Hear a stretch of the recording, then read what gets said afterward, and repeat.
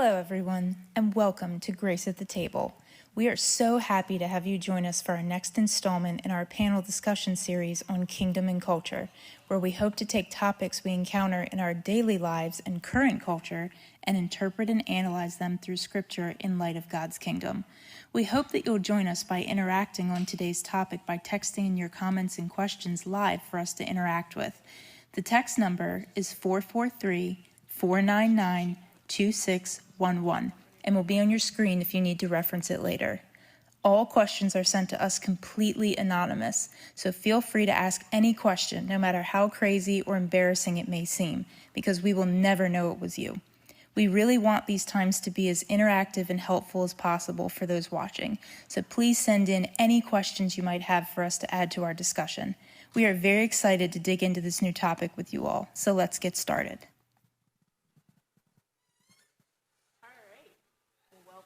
Welcome back to Grace at the Table. Am I on? No. No? Okay. We're not on. That's okay. She's the blue one, right? I am. I'm the blue one. No. Green light's on for me. Linda, give her hers for now. Okay. Just switch. What? Am I good? No? Yes? Yes. There we go. All right. We're switching for a second. Small technical difficulty. We're okay. Okay. All right. Well, while that's getting sorted, we'll sort that out in a second.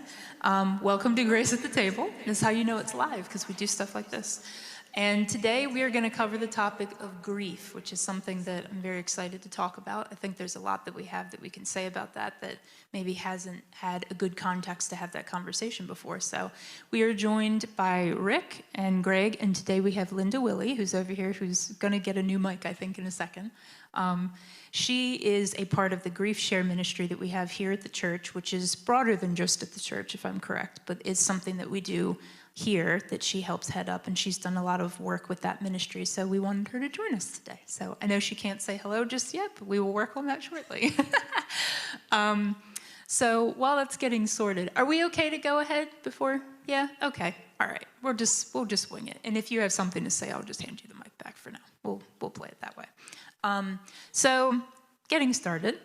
So we thought this would be interesting to talk about because I know grief, when a lot of people talk about grief and they think of that, they think of death specifically, but I think it's probably a lot broader than that for a lot of people. And especially, I know I was thinking as we were preparing for this, the last 2 or so years that we have had as a people and a planet has really, I think, shed some light on this area. There's been a lot of change, a lot of heavy things, a lot of sadness, and a lot of death, I think, that's just really reshaped our world in a way that I think we all probably weren't prepared for. A lot of people, especially my age, we don't experience a lot of those things until later in life, and we've hit a lot of them very early and very unexpectedly. And I'm watching people struggling with how to kind of come to terms with all of that, what to do with it, how to process all of that.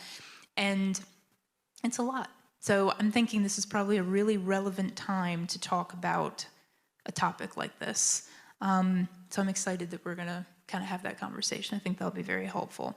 So again, not everything is death related. Sometimes it's non-obvious things that cause grief. We can have things like lost relationships, just change in general, that can really bring about grief in our lives. So what are some other areas of life that you have experienced or seen other people experience grief? And what do you think causes grief as opposed to just, oh, it's something different, it's just change?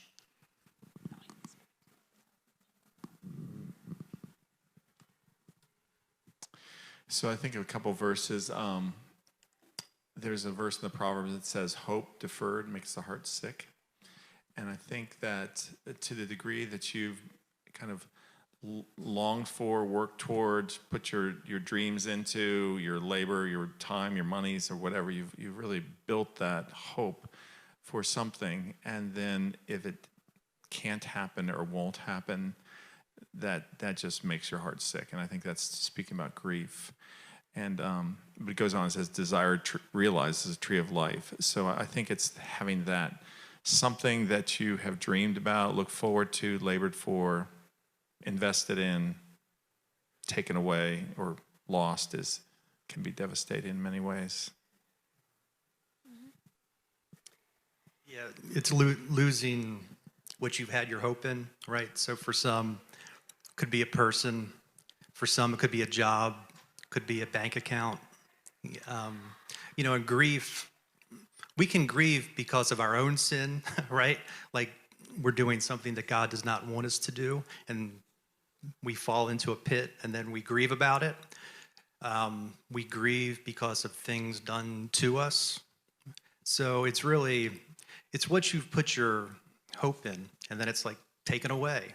So how are you going to respond to that? And I see people either get really hard and angry about it, people withdraw, so it really, as you read through the first book of Peter, that's where I am. You see that we need that living hope, in Christ, something that can't be taken away. And but when you place your hope in like circumstances and things, you're kind of setting yourself up to grieve. Yeah.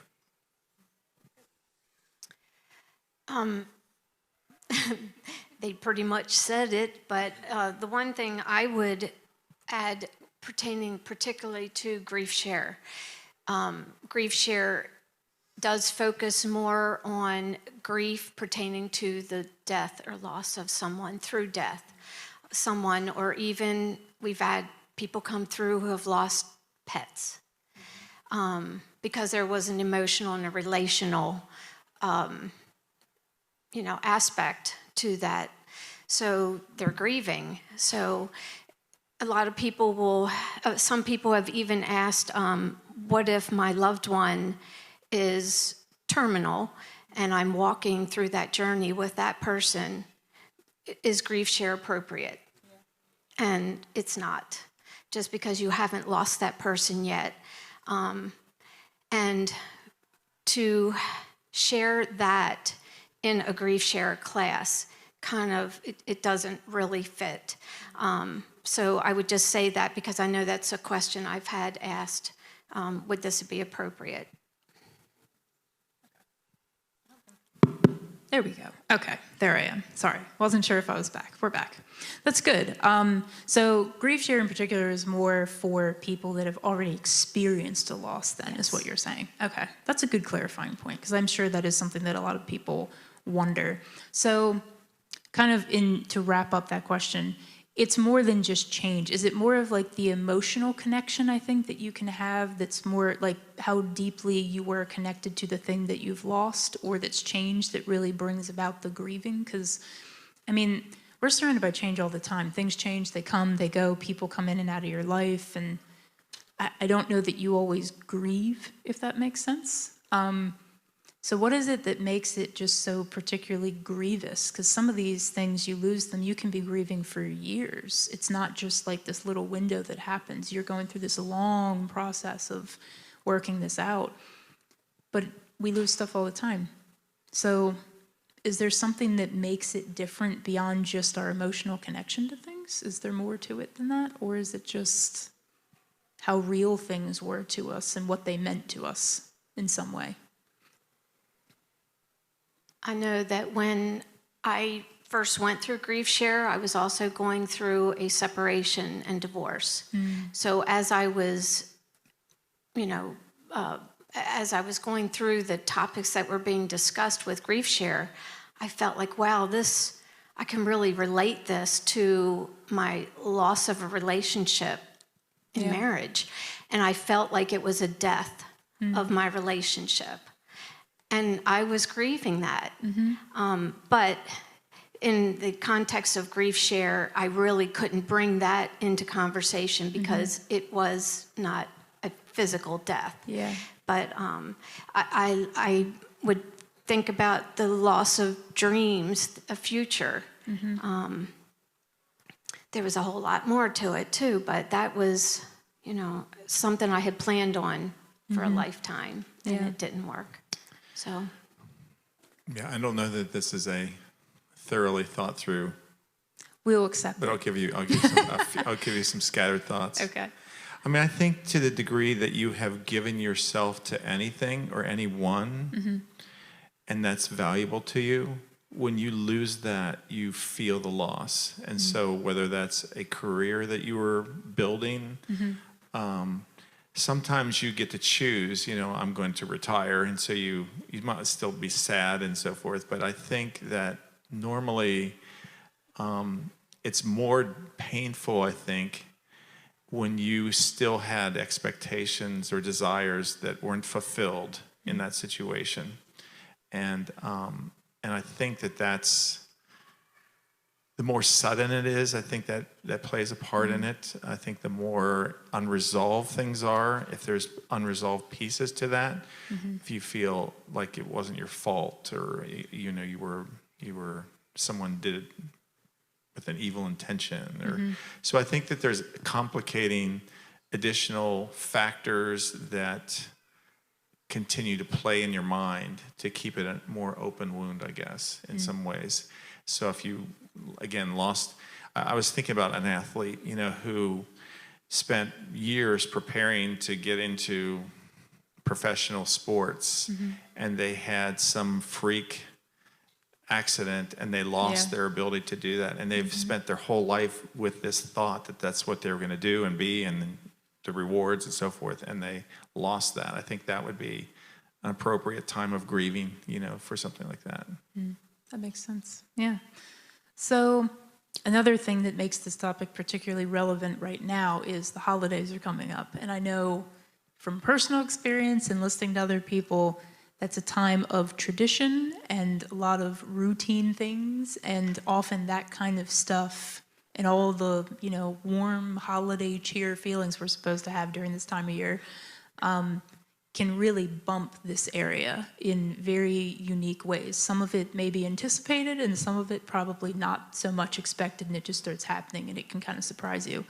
And that can be very difficult. So part of why we wanted to talk about this now is realizing that that's coming up, and for those who are already dreading that, and those who may be headed into it and not be ready, we thought this might be helpful. So from what you guys have experienced, either personally or dealing with other people who are grieving, what is it that makes the holidays such a challenging time for grief, beyond obviously what I just said? But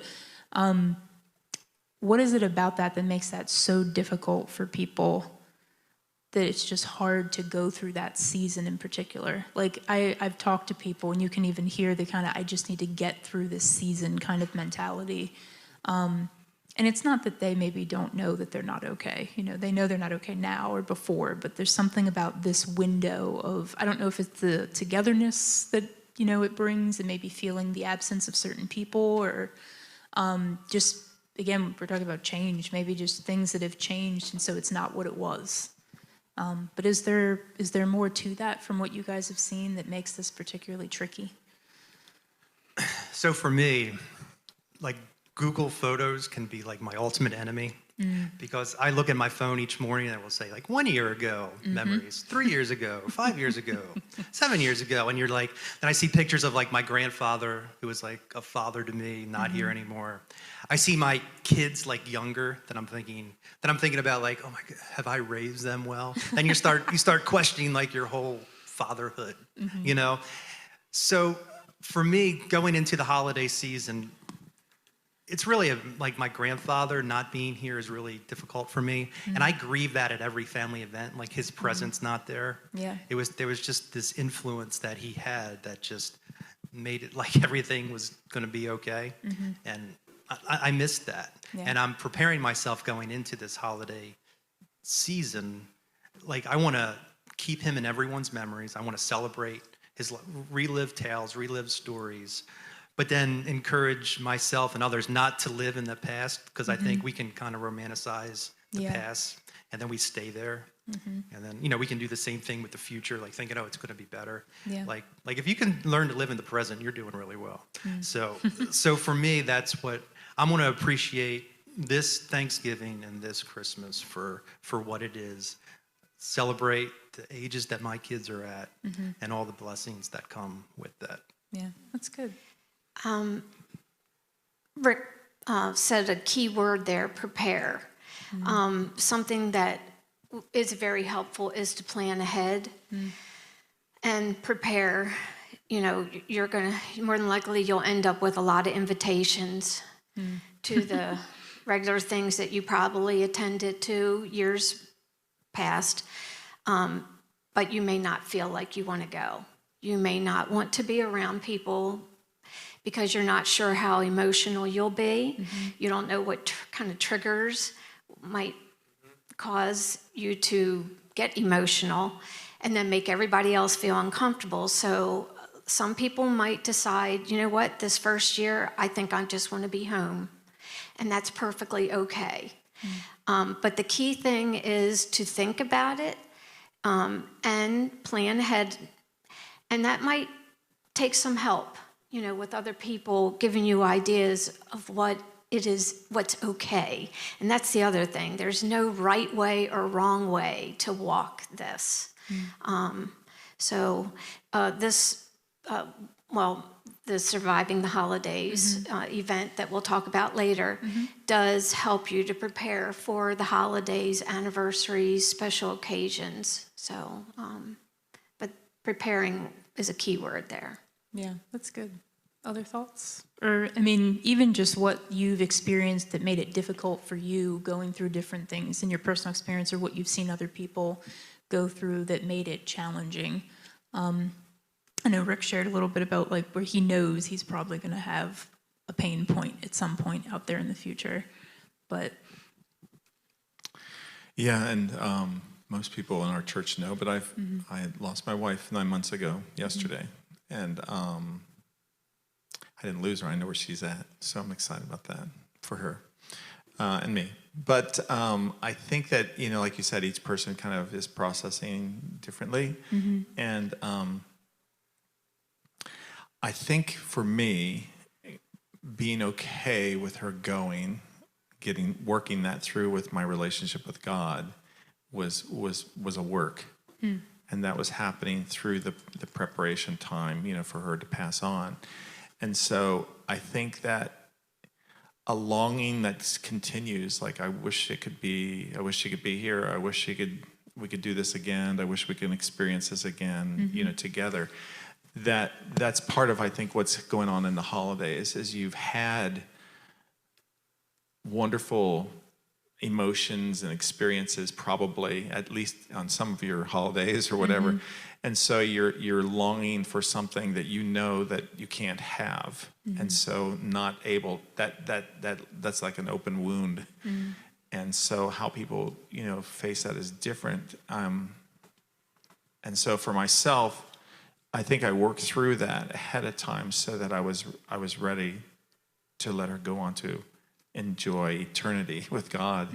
And I don't in one level, I don't wish that she's here because I knew that she wouldn't get better, and I knew that she was not experiencing the life I would want for her. So I was able to release her for that, and I think that's freed me to still be sad.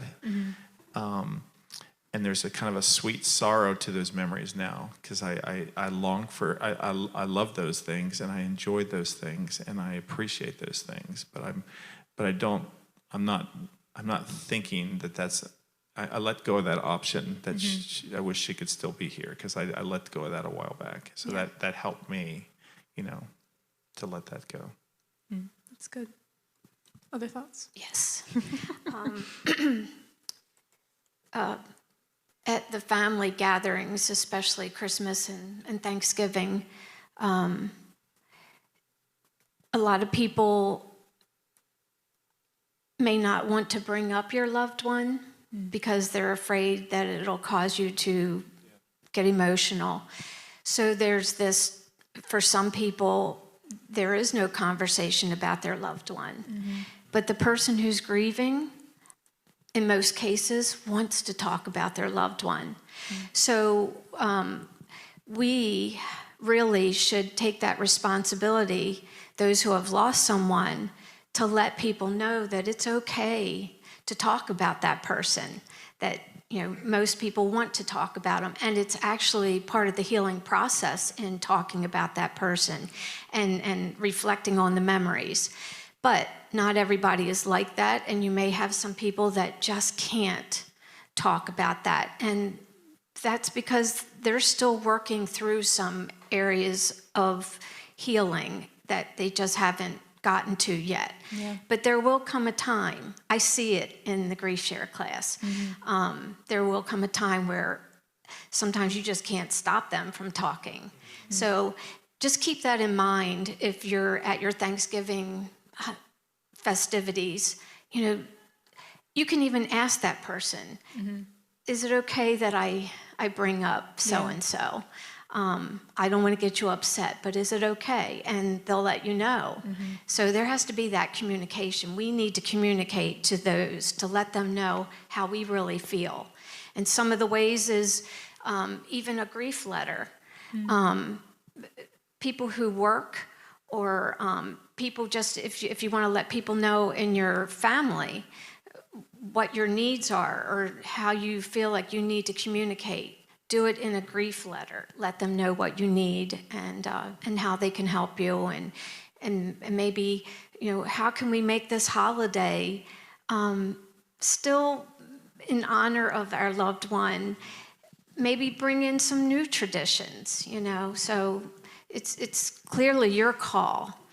So That's good. I think that's great, Linda. I mean, it's not some mathematical formula that works for everyone of helping them with grief, right? It's an individual process. So I was reading the story of Jesus with Mary and Martha after Lazarus had died, and how each woman approached him kind of like the same way, like, if you were here, this would have never happened, and kind of were coming right at him. But with one, he took a very like truth-oriented like approach, saying, what are you talking about? I am the resurrection and the life, and like there's no need to worry. But then he went in and talked to Mary, and all he did was just sit there and cry with her. Like he knew which each one of those ladies needed at that moment. And that's kind of the line that we walk. We kind of need to know the person, right? Yeah, it's important. It's definitely not a one-size-fits-all kind of approach to this kind of thing. I think that's what makes this a difficult thing to figure out, because I know, like, as a young person, you'll talk to someone who's old and say, how do you deal with something like this? And they'll kind of tell you what they've been through, and then something happens, you got to care for somebody, and that doesn't work over there. And that's super confusing because it just looks different every time. You're learning, like, as you go and constantly questioning what you should do. But I think when you do care about people, if it's not you and you're, you know, trying to care for someone who's grieving, it's very difficult to know and try to not be intrusive at the same time that you want to be caring, but you know that it's a sensitive thing and that getting too close or hitting the wrong thing at the wrong time, you're going to bump something and you might set them off and it might be upsetting. And it's hard to feel good about that, I think. Even though you know you're trying to care, the outcome doesn't look or feel great. And you can feel like you're causing other people pain. And it's hard to know what to do.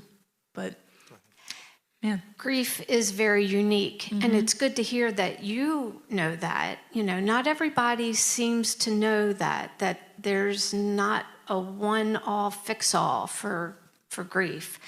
Because we loved differently, because our relationships were so unique, our grief is going to be very unique. And you can have people in the same household, like Greg, you're probably, and Rick, you know, you may have noticed that your grief looks different than your children's grief, and yours looks different than your mom's grief. And so we have to be mindful of that and not judgmental, you know, but it's all things that we learn. I don't think you learn as much about grief until you have experienced it yourself.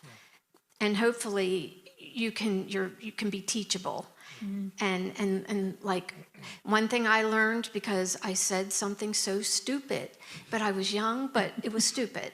But wishing a friend of my mom and dad's who just lost her husband, and I didn't know what to say. So I just said, because Mother's Day was coming up, I said, well, happy Mother's Day. And then after I left, I'm just thinking, that was probably, how is she's not going to have a happy Mother's Day. I felt so stupid, but I felt like I needed to say something.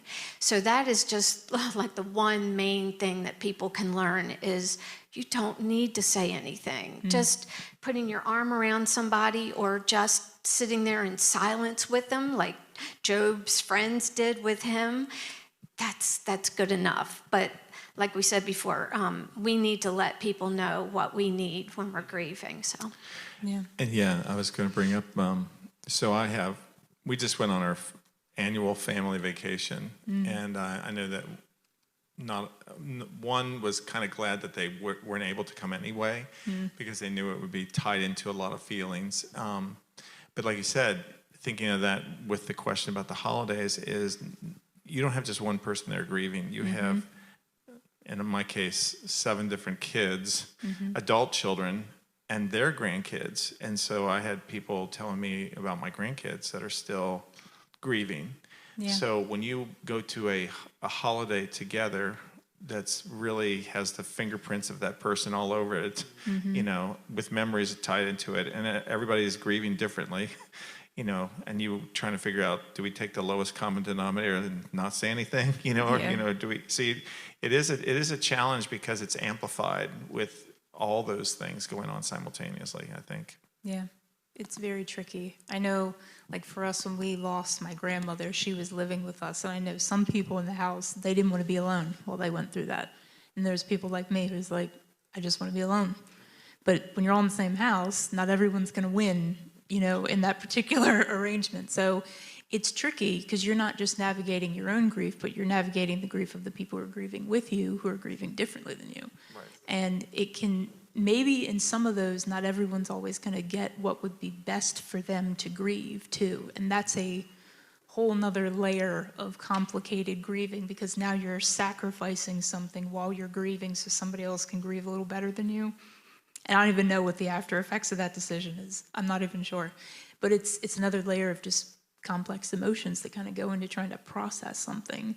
And it can be surprising. I know for me at different times, I always thought, you know, again, I'm young, so I probably haven't had as much to grieve yet. I'm sure I will. The longer you live, I'm sure it's coming. But as things have started to occur, it's always surprising, I think, to me, some of the ways that things hit me or the way I feel about something or think about it. I'm not always prepared. You think you know what you're going to be like when something happens. You have this idea, I think, that runs through your head of, well, this is probably how I'll think, and this is probably how I'll feel, and this will be hard, and this will be difficult, and this will be okay. And then it actually happens. And it doesn't quite look exactly like what you thought it would. Some of it is. It's very like, oh, that's exactly what I knew would be hard. But there are other pieces where you go, I don't even know what that is. Like, I don't know where that's coming from. I'm not sure why I feel this way. I'm not even sure what that feeling is. This seems to suddenly upset me, and I'm not really sure why. There's all kinds of stuff that comes out. You can get very easily blindsided because, like you were saying, everyone is so different. You try to learn from watching and what you think you know of you, and then you go to do it, and it looks a little funky to you. So what are some of the things that you guys have observed that surprised you or blindsided you with either your own grief or even just talking to other people? What blindsided them? Because I know you're not ready for everything that happens. No one possibly can be, I don't think. But what have you guys experienced with that? Well, so for me, I think it's amazing how God has used what I've gone through, and I, been through some hard things. A lot of it, like my own doing, and then I have the things of losing people close to me. I think it's amazing how God uses those deep times of grieving for myself to minister to others. Right? So he takes you through things, shows you things about himself, and then you kind of come out of it a little bit. And then it's amazing how he sends people your way who kind of are going through the same things, and that you're able to minister, and there's some strength that comes through you because you were there. It's like a 2 Corinthians 1 kind of thing. It's like we can comfort others because we ourselves were comforted, in our afflictions. So I think that's what surprises me. So I think it's rare that God uses something tremendously grieving in your life for no purpose, for serving the body of Christ.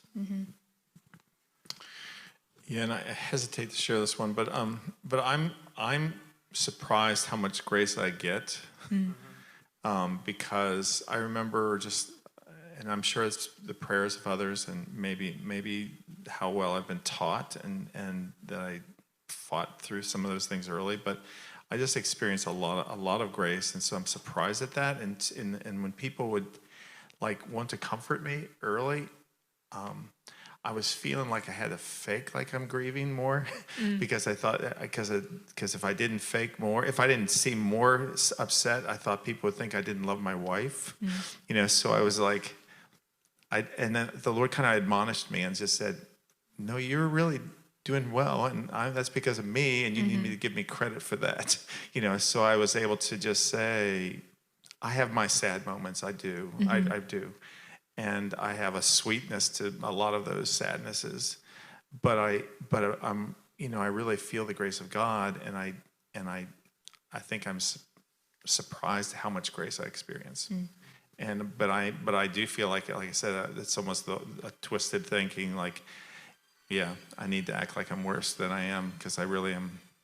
I laugh and I have good times and I have a lot of fun, and I can enjoy a lot of my days, No, that's good. I don't want to pass over that too quickly and just assume that that's not something you should say, because I think that's hopeful even for people for anticipated grief, because a lot of us, we have people in our lives, we know at some point we're going to lose them, but maybe it hasn't happened yet.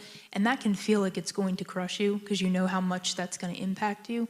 But you can never account for the grace you're going to experience when you go through a moment like that. And I think that's helpful and hopeful, hopefully, for people to hear that it does show up when you need it. It's just not there ahead of time. And that's a good thing. I don't think we want to shy away from that fact and brush past that too quickly, because I think that's really, it gives hope to you when something feels like something big and heavy is coming. And all of us, there's other stuff that will come. So I do not take that lightly. I appreciate it. So good show. Other thoughts? Yes. I lost my son, Clay, even though I know where he is also. But I lost him in April 11th, 2013, and it was suddenly, very unexpected, and through suicide. And when you were talking about grace, I felt the Lord's amazing, amazing grace that when you were talking, I have a picture I show in Grief Share of a mother bird, and it's a beautiful bird, and she's got her 2 little babies underneath her wings. And I put that with a verse. I don't remember what the verse is, but it has something to do with being under the shadow of his wings. And I just know that's where I was during that time. And there was so much grace and comfort from the church body, the church family, my family, Clayton's family and friends, that it was just amazing. And I think, and I know I was in shock. Even at the viewing, I have a brother who isn't walking with the Lord, but I'm praying for him. And I remember Matt Smith trying to get me to sit down because I stood for 4 hours, I think it was, and I just couldn't sit. And I remember my brother who was watching me, and he said at the end of the evening, he goes, "Linda, thank you for showing me what grace looks like." And I'm thinking, really? I mean, I just couldn't believe. But I know that was the Lord seeing me through this time, because I know I didn't have it in me. So that shocked me, and that lasted for a long time. And like you said, Greg, I know it was the saints, my family, my friends praying for me, keeping me above the water, because of the way he passed and all the drama that was going on along with that. just could have taken me down. And I do say, I don't know how people can get through the loss of someone they love so dearly without the Lord. I don't know how they would do it. I do know what would happen. They would end up in places where we don't want to be and living like we don't want to live. And I do want to caveat my testimony there is that I've been told, that sometimes the second year is worse than the first and so forth. So I'm not Saying done. it's all breezy. I'm not done.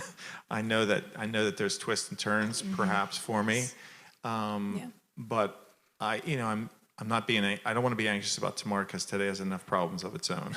So I want to just think about where I'm at now. Yeah. And by God's grace, I'm where I'm at. Yeah. You're choosing to live in the "my grace is sufficient for you" passage. So for what you need now, you're experiencing that. And you're moving forward with confidence that whatever is in tomorrow, that it will be sufficient in the amount for whatever that is too. And I think that is a good and biblical way to move forward. Other thoughts before we move on to the next question? I do have something else. Yeah, go for it. When I saw this question, the aspect of identity, like who am I now since this loss, that is something that we all will wrestle with. And one thing I was thinking about is I'm no longer a mom to my son, Clay. I'm not a lot of things now that I was. But the one thing that hasn't changed is who I am in Christ and who he is to me. Like, we'll have people that will influence us in our lives, and they are a part of making who we are. And they're not always going to be here, but Christ will be. So I will always be, the king's daughter or, a sister in Christ. And I will always be what God says I am. And that's something that we need to anchor onto when we're going through this, because, we feel like we're on a roller coaster, or we feel like we're in the ocean, with every wave kicking us back when we feel like we're going forward, and then we get knocked back with an ambush or whatever. So that's one thing that we do stress in Grief Share is who you are in Christ will never, that will always be. And you need that as an anchor. Yeah, absolutely. I think that's critical, actually, because you lose one thing, if you lose all of you at the same time, that just makes things that much harder. So it's good to have an anchor, for sure. One thing we touched on briefly previously, we kind of ran into it accidentally a little bit, which is good. Social expectations as you go through grief. The way that people can expect you to kind of be as you are moving through something, and what they maybe even think you should be. And I know even in the Christian community, I've heard people say things like, well, just count it all joy, you're just supposed to be happy all the time, and we know it's hard, but you'll be fine, kind of. I think they're trying to be helpful, I'm sure.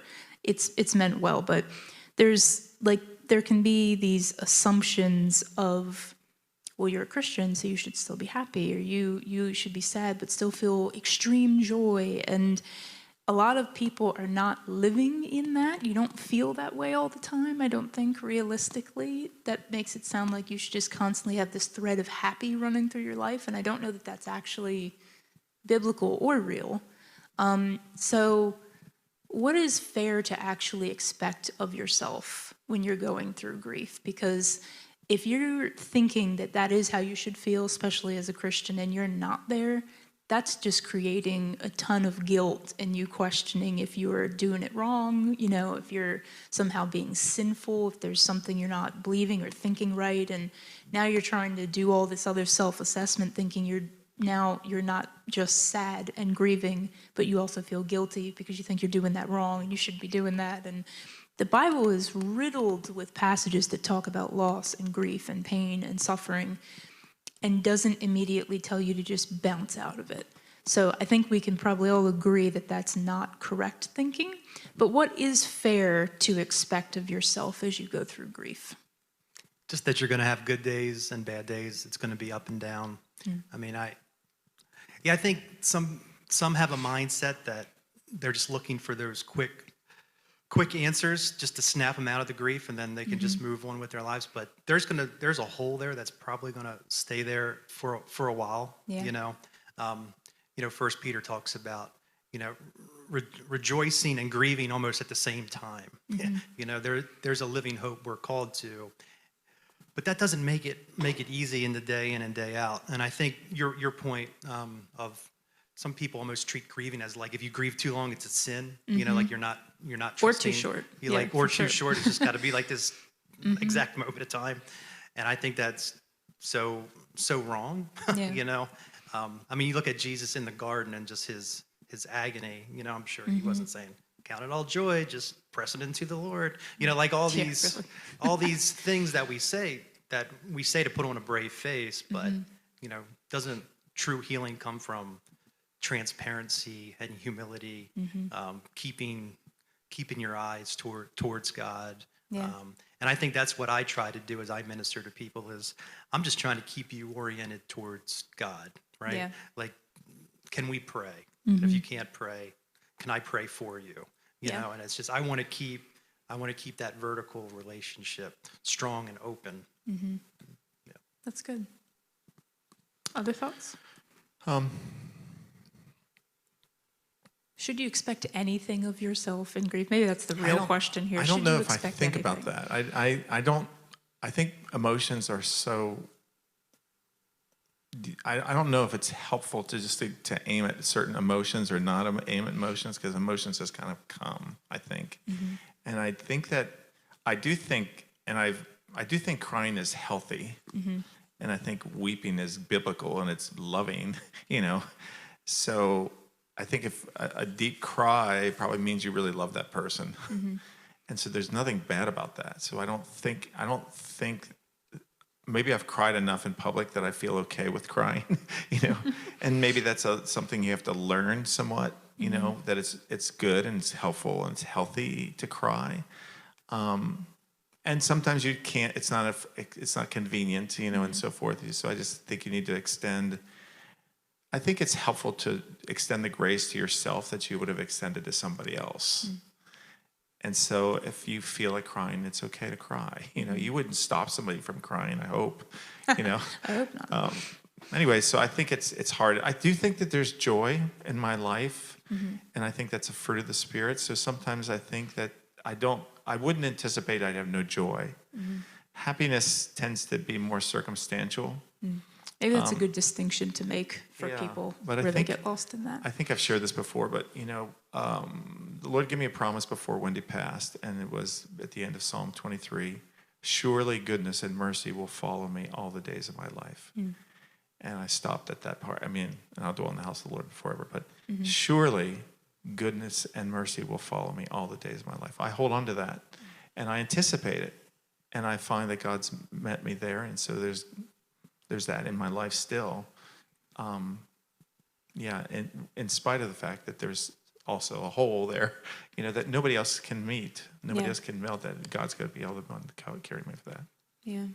What about things even like anger? I'm just thinking there's a spectrum of stuff that I think you can feel at different points in time. It's not always just I'm happy or I'm sad. You know, there's a lot of, you're saying there's a range of emotions, and I don't know if you really can point at just one, or like the happy to sad spectrum as to what you go through. Sometimes you're just upset. It's more, and I don't even know if it's aimed at a person or just that it's happening, you know? But a lot of people in the Christian community would say we shouldn't be angry at all. And you can feel like you're doing something wrong there too. How would you guys respond to even stuff like that? I'll take a stab at that. Go for it. And also with what we were just talking about, I'm going to put a plug in for Grief Share, because this is what Grief Share is about. Because when we've lost someone, our feelings and emotions are likened to like a rubber band ball. If you've ever seen those where rubber bands are wrapped all around, well, that's kind of like what our emotions are like. And we're all over the place. We could be happy one moment, or joyful, and then the next minute we're bawling, and the next minute we're angry, and then the next minute we're this or that. So we're all over the place. What Grief Share really is helpful with is identifying a lot of the emotions, the feelings, the things that you're going to end up going through because you loved someone and that person's no longer here, and it has changed your life. It will never be the way it was, and there's no way you can make it the way it was. You can't, not with that person gone. So Grief Share is so helpful in identifying those things that you're more than likely going to run into, well, I'll go more into it, but it's so relatable, where you feel like you're the only one who maybe is experiencing this feeling, and you find out, no, there's lots of people that feel this way. I'm either angry at that person for leaving me, or I'm angry at God for supposedly taking that person away from me. Yeah. So a lot of these things that we think may not be normal because this is the way I'm feeling now and I didn't feel this way before is truly normal for someone who's grieving. Yeah. And there are lots of biblical examples of how to grieve. Like I remember reading when Moses died, God had them grieve and mourn for a certain amount of time, and then it was time to move on. But that was God setting that because there was a plan and a purpose for that. But there is really no set time. But you don't want to get stuck either. Yeah. So. Yeah, that's good. So that brings up good questions, though. Like, I know a lot of people wrestle with where is God in all of this. I mean, as Christians, we're looking for him when we're going through these things, when things are happening around us and either we're grieving or other people are grieving. But not everyone is even able to look for that. If you're not a believer and you don't know the Lord, you're not even, or maybe you're not looking, or maybe you're questioning, if there's a God, where is he in all of this? It's a difficult question to answer for some people. Where is God in my suffering, in my loss? Because if we believe that he's everywhere and he's aware of everything that's going on and he's in complete control, then it can beg a lot of questions when bad stuff starts happening and it doesn't feel good and you don't see the good in that. So how would you guys answer where God is when you're going through suffering? I'm sure there's specific scriptures and verses that maybe you've held on to as you've tried to figure out and reshape how to walk through those seasons, either yourself or with other people. But how do you kind of walk yourself through that from a biblical perspective as to where God is when things are difficult and you're grieving through something? Side by side. Right? I mean, walking through the valley of the shadow of death, I should fear no evil because the Lord is by my side. He doesn't take us around that valley. We walk through it, but with him. There's so many verses that talk about how God is with us, how he doesn't change our prayer is to change circumstances, right? To change this, take this away. I don't want to deal with it. But God's promises are more like, no, you're going to go through this. And grieving's the same way. You're going to go through this grieving process, but I'm going to be with you. Yeah. And, grieving it doesn't leave you the same person you are, right? It's going to change you either for the better or for the worse. Yeah. So our hope is Christianity offers that through suffering and through grieving that you become a deeper, a more wise, a more godly person. And I think that's the hope that Christianity offers. That's good. Other thoughts? I think it takes trials and difficulties to really expose where we are in our faith journey. Because I had the benefit of so many years of good truth, good doctrine. But for me, all those things get tested, in difficult times, and you don't always pass those tests, but at least there's usually a truth that I need to work at to believe, and faith comes by hearing, and hearing by the word of Christ. And so things like that, I think I think I've benefited from, I mean, I'm grateful for being a part of this church and all the influences that were on this church, because I'm in a different place than I would have been if some of these things had happened to me 30 years ago or 20 years ago, 10 years ago. But I think that, I have to hold on to things like God's not going to test me beyond what I'm able, but with the temptation will provide a way to escape so I could stand up under it. Doesn't mean I get out of it. I think there's other things to me about how we want God's goodness to look, or God's love to look. We've kind of defined that in terms of a temporal value system. Like, if God really loved me, he wouldn't let this happen to me or whatever. And I think it helped me to see a bigger picture of what good is and what God is about. I mean, it doesn't make any sense if you hold a temporal value system, what he did to his son. It doesn't make any sense at all. Very true. To punish his son and to allow his son to go through what he did. But I believe that that's the most loving thing that God could do.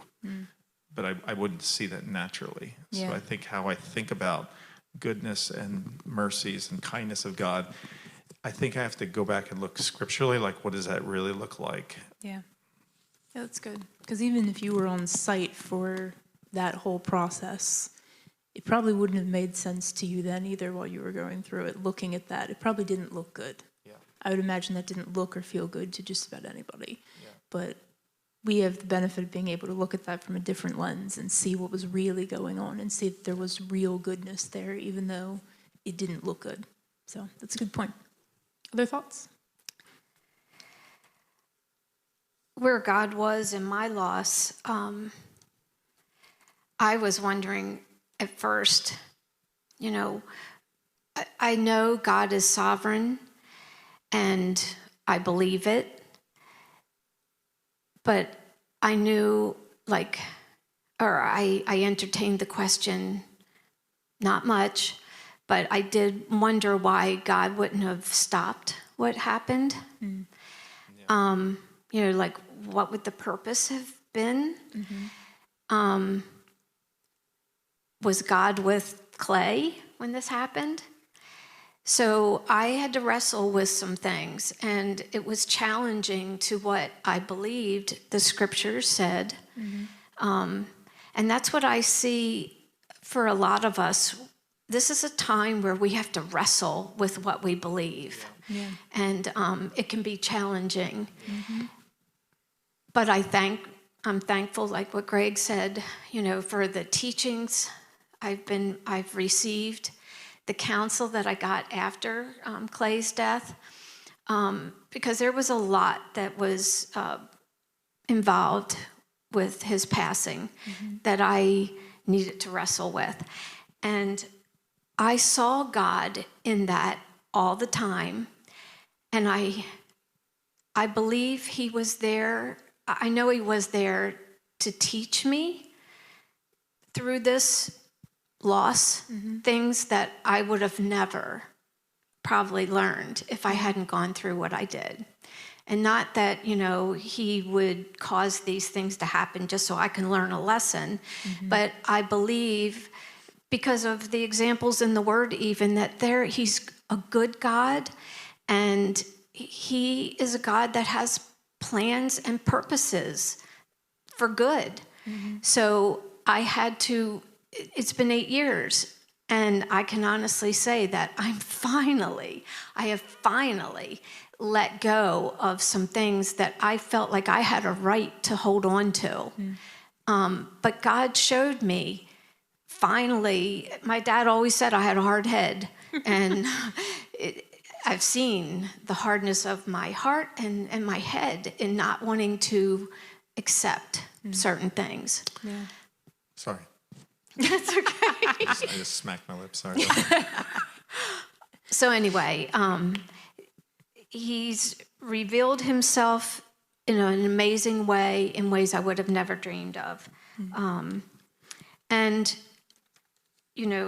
the the other question, like about verses. Well, I'm not like Greg and Wendy, where the word just spews out of your mouths and from your heart. But I've always had to work at hiding the word in my heart. But there were some verses that came very naturally to me, and I feel like those are the ones he wanted me to hold on to and hide in my heart. And when I looked at the verses, most of them were about his word.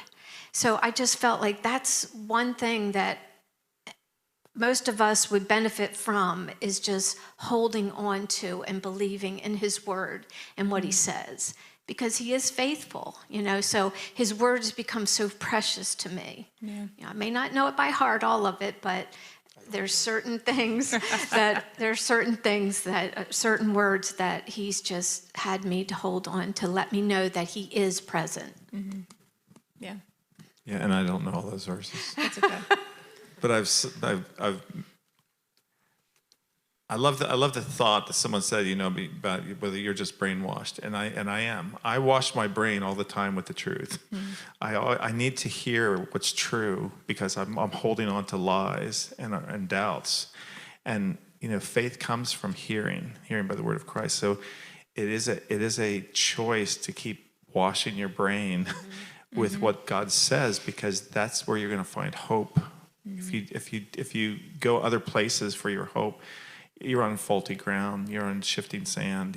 So you want to keep.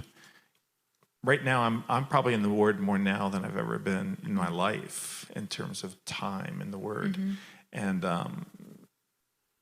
so I'm bearing the fruit of that. And that's blessing my life. Can I say one more thing? Yeah, go for it. I just thought of this.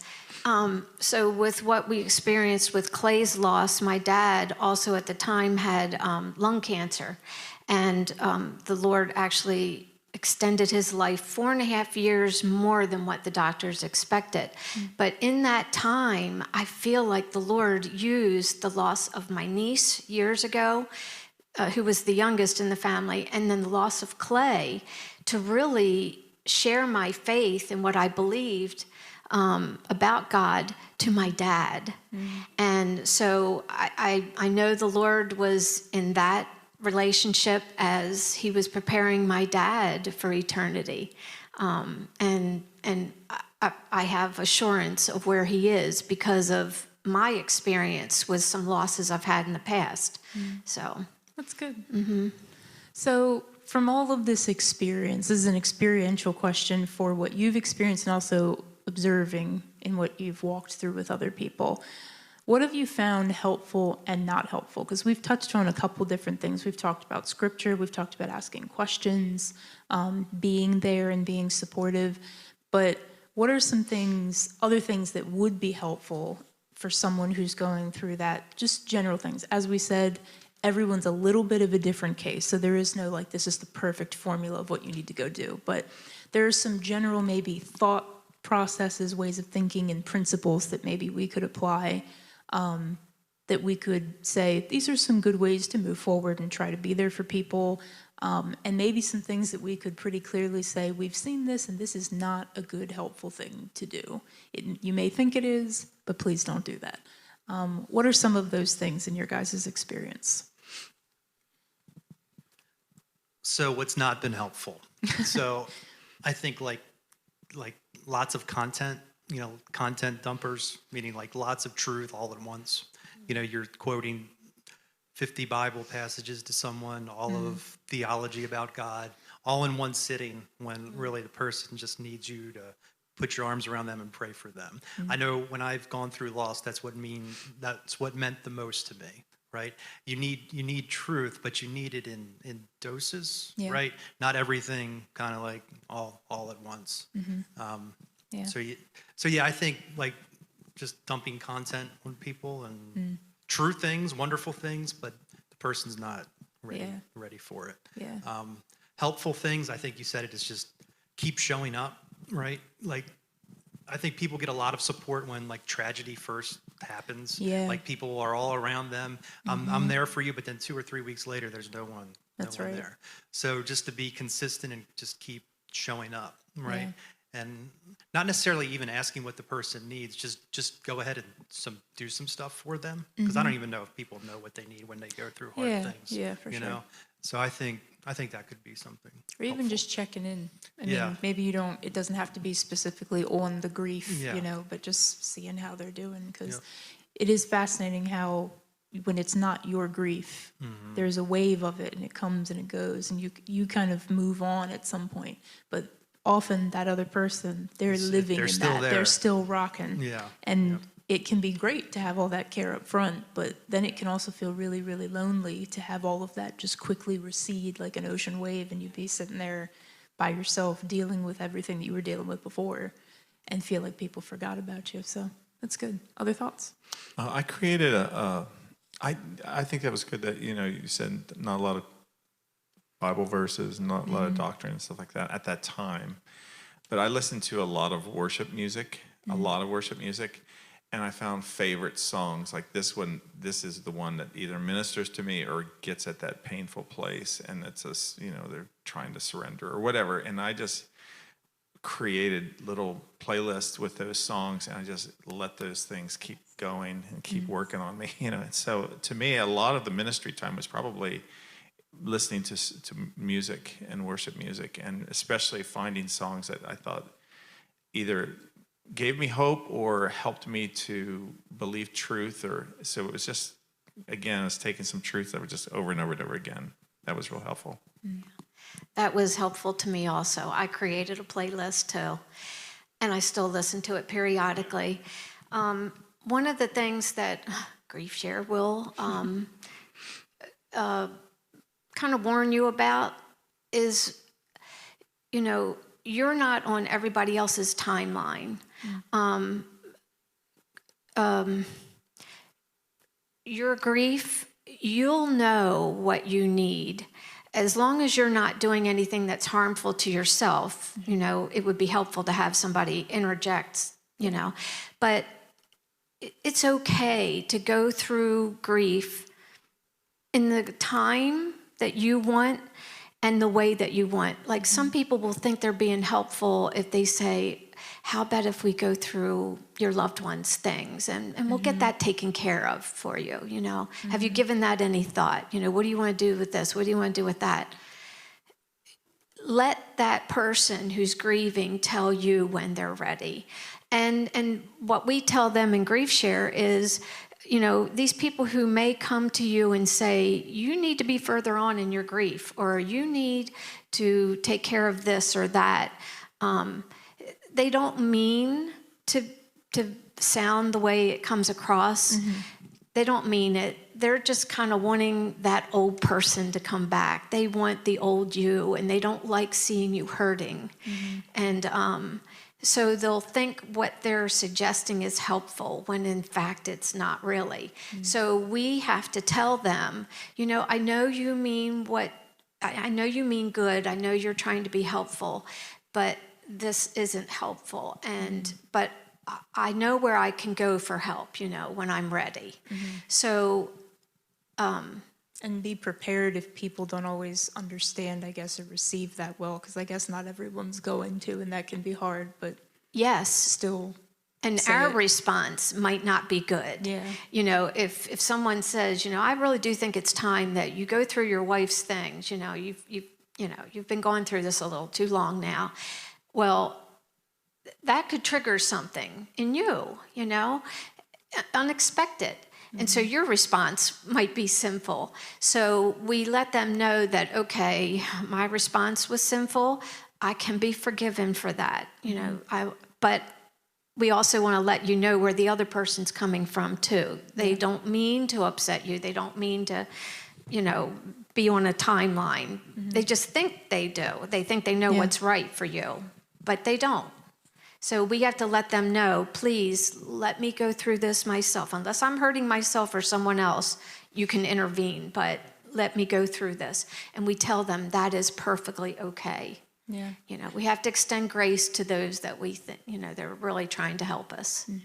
Yeah. I think it's important that if you're grieving, you're at least hopefully willing to try and vocalize where you do know you're at, even if it's not pretty. Like, it might be ugly, but it still probably needs to get you need to say it so that people can know, because they won't know. And for everybody else, I guess, when someone tells you, I guess, listen, believe them and don't be determined to get them somewhere else. I think as Christians, we want to fix the stuff that doesn't seem right, and there is a brokenness to this, and I think we see it, and you just go, I don't want you to be in that, I want to fix it. And you start trying to do things or say things, and I just don't know if that's always what needs to happen. I think what Rick said was probably really good, where sometimes just be there. You don't have to say or do something. It's not about fixing it, I don't think. Yeah, I think we need to be real careful with advice, Yeah. right? Like, this goes for generally, right? Is someone really asking me for advice in this? Yeah. So, like, I think we're so quick to interject, well, this is what I would do in this situation. But the reality is, you're not me. God's made you differently than me. Like, if you ask me a question on what I should do if I've been through it, that's great. But I think quickly we're so, well, this worked for me, so this is going to work for that person. And we just throw advice around, and maybe it doesn't exactly fit the same situation. Yeah. That's why I recommended the grief letter. If you can write down in some way and just let your coworkers know, or your family and friends, what your needs might be, because we not only lose a primary, we not only have a primary loss, but we have secondary losses. So there's things that, especially with a loss of a spouse, that maybe I didn't do, but my spouse did. Now I have to do, so, and you don't know those things until you're living it. So that's a good way of letting people know what your needs are and where your emotions are. I don't mean to be this way, but I'm sorry. Yeah. And I think it's helpful to remember not everyone who's speaking is speaking for the same reason. I think some people are speaking because they have a point and they are trying to tell you something very specific. Some other people are speaking because they're processing something and they need to just kind of bring it out so that they can wrestle it through. If you're doing that, it's really not important all the time how you respond to it. They're not sharing with you for you to re-engage with it. Sometimes they're just sharing with you because that's really what they need you to do. Your engagement is to listen and let it happen. And that might be more helpful than if you said anything, even if it's truth. Because I think it was Rick who said earlier, sometimes you have to be ready. And emotions can be particularly blinding for people. And it can block truth, I find, because it's just so strong. You can't get through to truth at times. And someone has to be ready for that. So maybe sometimes the best approach is to let the feeling part happen and support that so that it can kind of get to a place where truth can actually get in there and be helpful to them. Because just slamming people with truth over the head when they're just in a wave of complex emotions, I can tell you they're thinking, I can't deal with that right now. I'm not there. Like, I can't hear it, I can't feel it, I can't anything. And it doesn't change how true it is. But if we also look at the life of Christ, I don't think that's really how he treated people in their suffering. He didn't just come up and slam people with truth and kind of walk away, He kind of got down there with them and really wrestled with people in their pain and their suffering. And I would hope that that's what we would be willing to do with people as they grieve too. So in light of that, I know there's a passage, 1 Thessalonians 4:13, that says, we do not grieve as others who have no hope. And there's other passages we've talked about as well. But for things like this, what does that really mean for us as Christians, that we can be hopeful? I just want to bring this home because I know we've talked a lot about where God is in our suffering and just what that can mean for us. But what does it actually look like to have hope? Because I think we've already established it doesn't mean you're just going to be happy, instead of sad. And then I think it was used that happy is not the same as joy. And so you can be joyful and have hope and peace, but still not feel happy.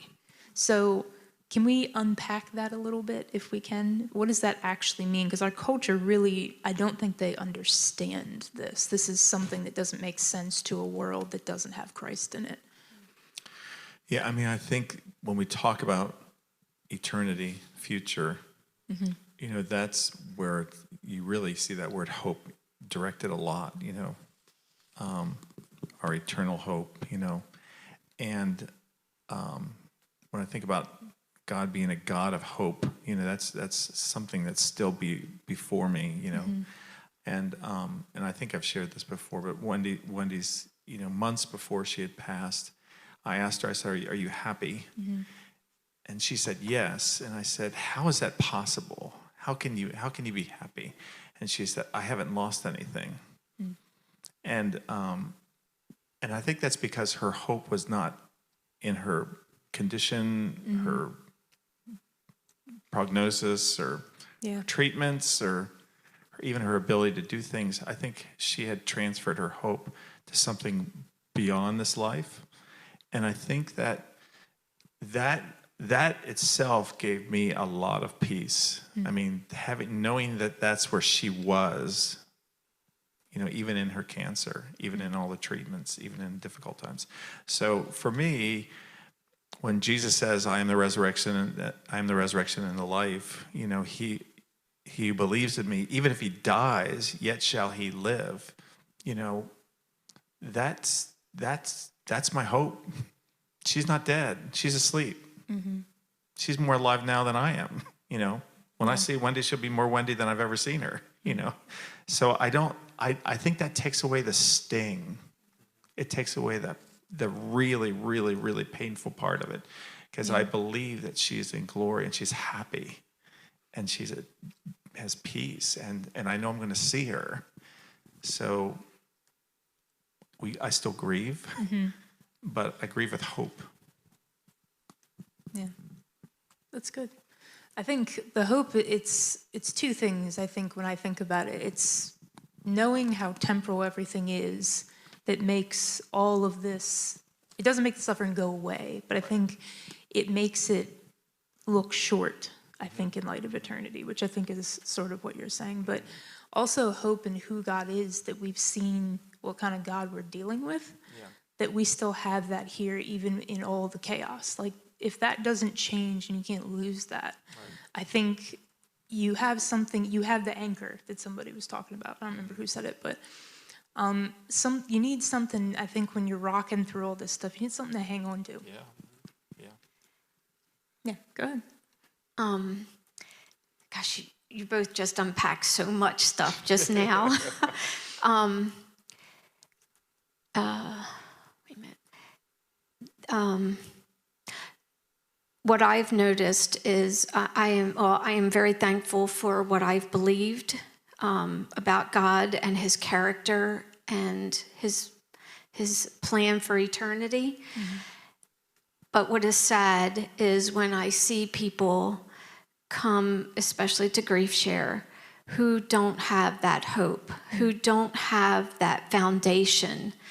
And I know when I went to Grief Share for the first time, I felt like my heart and my world were shattered. I felt like my life was all in a million pieces. And so when I see somebody come through in Grief Share who doesn't know Christ personally, and may be coming with a foundation that is faulty and not true, I feel like this is an opportunity where the Lord will rebuild a faulty foundation because they use the truth, and it's filled with comfort and hope. And so I feel like what we learn in Grief Share helps to put all those pieces of someone's heart and life back together in a foundation that will be firm and built on truth, and be able to give them the hope that they could have. So I'm grateful to be a part of a ministry that would give that hope to someone when you come, you're feeling like you're, at the bottom of the pit. So I'm just very thankful that God is that kind of God, and that he wants us to have an eternal perspective that is true and hopeful, something we'll look forward to. Yeah. And we have a topic of heaven that we can speak truth. Not enough is said about heaven, so people don't know what to look forward to. And we need to hear more of what heaven is like to give them that hope and comfort. Yeah, for sure. We should do a panel on that at some point. It'd be a Yes. good conversation. I agree on that. No one talks enough Greg. about that. Yeah, that would be a good one. All right, well, we're towards the end of our time, and I want to make sure that we get a chance to do this because I know that you have talked a lot about Grief Share Riddled in here, but before we kind of close everything up, in light of everything that we've already said, I want to make sure you get a chance for anything else you would want to share with people, either about Grief Share or what you would want people to know about considering coming. I mean, you've talked a little bit about who it's for, but if there's anything that you haven't gotten a chance to say that you would want to say to represent Grief Share, this conversation for this topic, I would love to give you that chance. So what else would we want to make sure people know? What would you want them to know?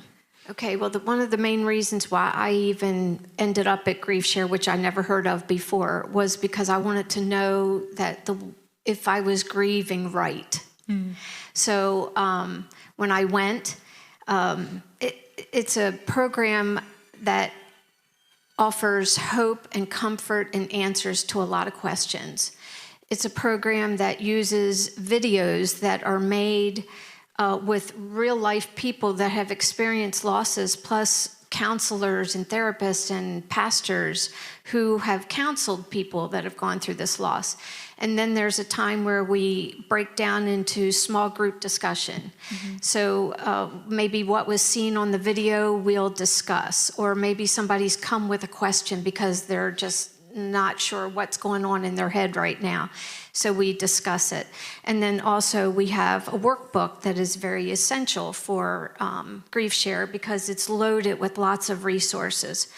So the one thing I'd really like to say is when you watch these videos, you will see yourself on that screen because these people are going to share things that we've all gone through and you say, yeah, that's exactly how I felt.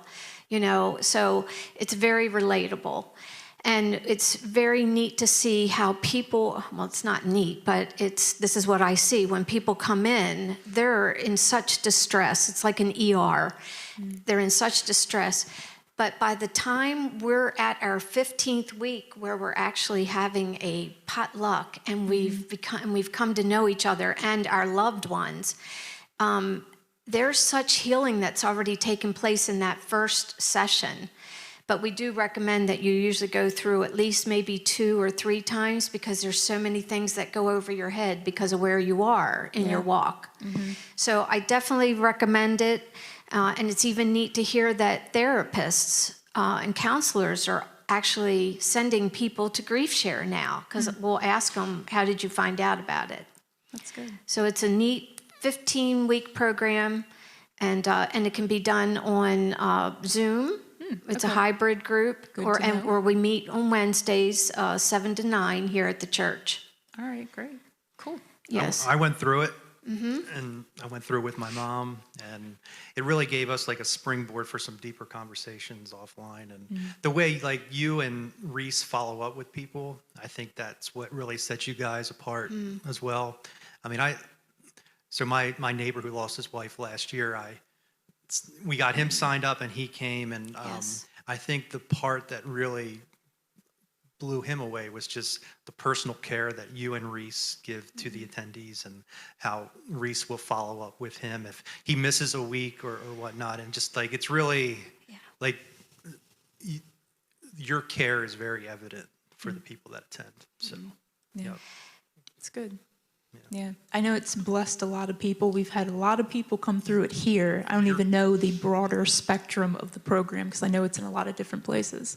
But even just here, I know we've had a lot of people go through, and I've talked to some of them and how beneficial that was for them. So I hope that in closing that people would be willing to check that out. If that's you or it's somebody that you know, someone's gone through a loss, a death, as Linda's talked about, check it out, you know? You don't have to do it. If you're not ready, then okay, no one's gonna pressure you. But if that's you and you've got some of those questions, you're trying to figure out how to go through this, there's other people that are out there that are going through that too. And it would be nice to be able to give you some of the hope that we've talked about here today from people who've been through it. And not just talking, you know, theoretically about stuff. These people who've been through this stuff too.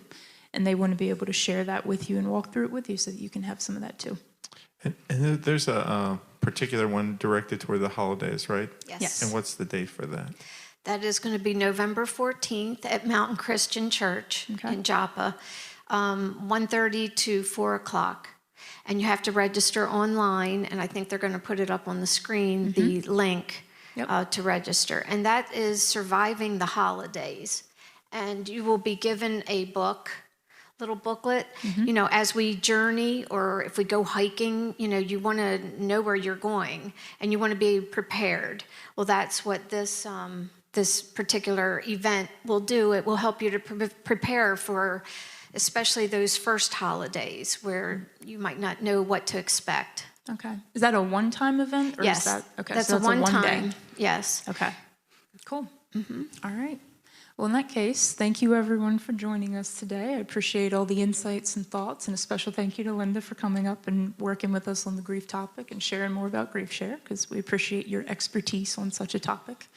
If there's any questions that people have or comments from today, maybe you want to follow up with Linda, one of the pastors, maybe you've got more questions about grief things, maybe you want to talk to somebody, reach out to us, resources@gracecommunity.org. We would love to hear from you. And we're actually going to close today by playing you a brief promo clip from the Grief Share stuff that we just talked about. And the sign-up information for any of that, if you want to register, should be in the comments for the video that you're watching. So I'm going to clip over to that, and thanks for joining us. I used to feel like I would like to go to sleep the day before Thanksgiving and wake up January 2nd. For many who've lost loved ones, the holidays are the worst time of the year. But you can give those hurting people the comfort and encouragement they desperately need with Grief Share Surviving the Holidays. Grief Share Surviving the Holidays is a freestanding, one-time event that you can offer to your church and community. A Surviving the Holidays event is structured like a normal Grief Share meeting. Everyone receives a small workbook called a survival guide, which contains a video outline and over 40 exercises, articles, and activities. During the meeting, the group will watch a 40-minute video featuring moving stories of holiday survival, powerful testimonies, creative storytelling, and new and familiar Grief Share experts. Once the video ends, your group will discuss the video and their plans to survive this holiday season. Surviving the Holidays is also a unique and effective outreach event that can draw visitors to your church. Plus, it can revitalize and enlarge your existing Grief Share ministry. Position your church to care for people dealing with grief during this holiday season. Order your copy of Grief Share Surviving the Holidays today.